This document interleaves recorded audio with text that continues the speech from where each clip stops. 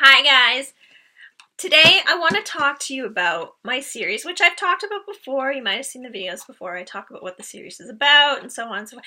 This time I'm going to talk about what's kind of neat about the series and how it breaks down. See, most series that you read will be one character is the protagonist from beginning to end.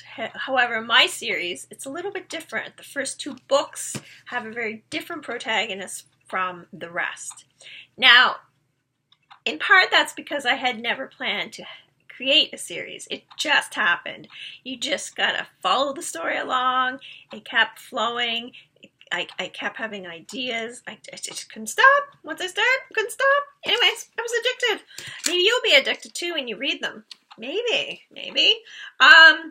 The first book, of course, We're All Animals. Chase Jacobs, small town boy. He wasn't a thug back then. He wasn't involved with these criminals. Just a normal guy. Just a normal guy who had a lot of bad shit happen to him. And it shows how he starts from that place, very innocent place, and how he slowly gets involved with these other people. Anyway, I don't want to get too much into that, but if you want to check out some of my other videos, I talk about the story more, I talk about the series more, I get into more detail, I wrote blogs about it, so you can learn all you want. Anyway, the second book in the series is Always Be a Wolf. Now you'll notice they both have an animal theme. I do love animals.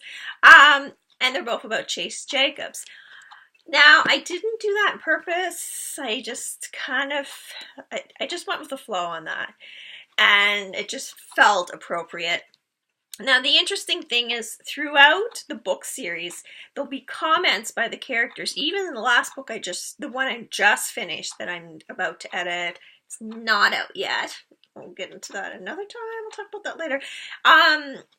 Every book I seem to bring up the words, always be a wolf and we're all animals. And I bring it in conversation where one of the characters will say something about, oh, we're just all animals anyway. Something like that comes very naturally. It's not forced. I don't do it on purpose. I'm not like, how am I going to fit this in? It's not like that. It's just very natural. And I love it because it kind of brings us back to where we all started. Okay. So then the next three books in the series and the one that's about to be released very, very soon, all have devil in the title. So the devil, oops, wrong one. The Devil's Move Like Honey was the first one. And it's about George Hernandez, who kind of takes over at this point. And I do mean take over. He just kind of comes along at the end of Always Be a Wolf, but he just had such a powerful presence. I had to continue writing about him. I've talked about that again in other blogs, and I don't want to go on and about. But anyway, and of course the next devil title, A Devil Named Hernandez, that would be him, and the devil will laugh. Oh my god, like I don't know my own titles. Yeah, so those all have the devil in them. I always say if you want to read a book about George Hernandez, pick up one with the devil in the title. That's about him. He is in the other books, the last book before, the last animal themed book, we'll say, Always Be a Wolf, a little bit. He's not in the first book. Anyway, yeah, so it's kind of neat because they're divided in those two categories, the chase animal books and then the devil George Hernandez books. And it's neat. It's neat. I just love how they contrast as well because Chase is so vastly different from George Hernandez. Chase is like a small town boy, just a sweetheart. And even though he kind of gets more like the rest of the group later, he's still just a very nice guy who tries to do the right thing, whatever the right thing is on his mind.